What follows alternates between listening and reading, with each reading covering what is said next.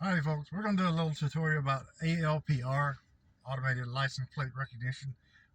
There's a lot of controversy about it, especially with the Motorola Vigilant stuff. And the reason they say that they're dangerous is because these things come from the factory with all kinds of ports open. SSH port open, FTP port open, port 80 open, port 443 and port 554, and a whole bunch way above 554. I saw some guys, they just stopped at 554. There's ports up in the 8,000s. There's one port called a Maria database port, and that is actually a server that's on the camera itself. I found that out later myself. The cameras have a Raspberry Pi.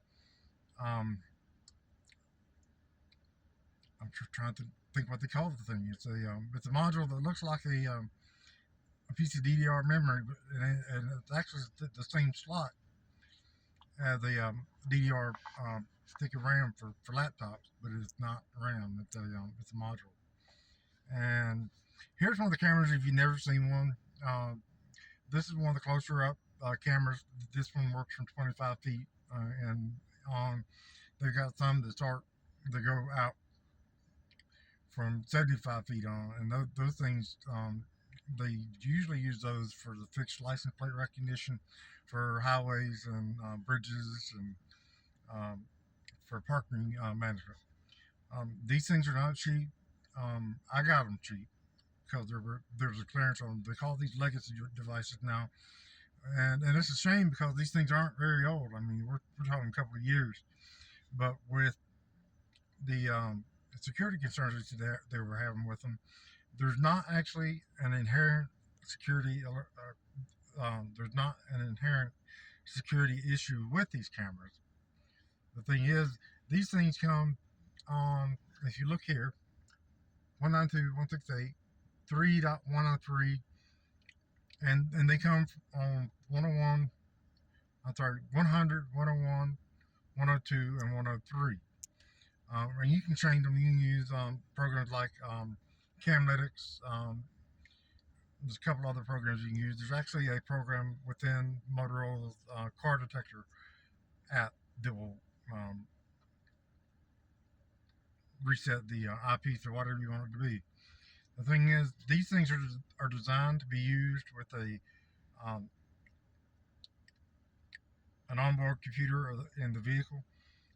The computer has 2 LAN ports on the server side and 8 PoE ports on the camera side.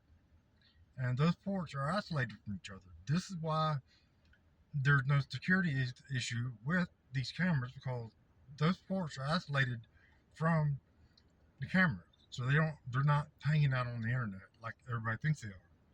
Now, you take Joe Schmo that doesn't know what he's doing, he'll hang this on a network that's open to the world, and somebody can just hack the heck out of it because it's not password protected. I think the password is 12345, and the username is root, so it's not very secure. You could change that. Somebody could probably break it, but you can change it. But they're fun to play with. I actually have a full-fledged system in my truck. I'm getting ready to walk around that with you. And the thing is, the Motorola software is good for about 30, 45 days, depending on how you use it. And it gives you 4 cameras to scan and play around with. And it's an interesting thing. And how it gets some of these license plates and some of the angles that it gets these plate numbers, I will never understand. There's definitely some AI stuff going on there. So let's turn you around here. Well, it's not almost around for you. So let me turn you around to it. There it is. That's what it looks like. So let me start another video up. Get off the front camera here, and I'll show you how it does.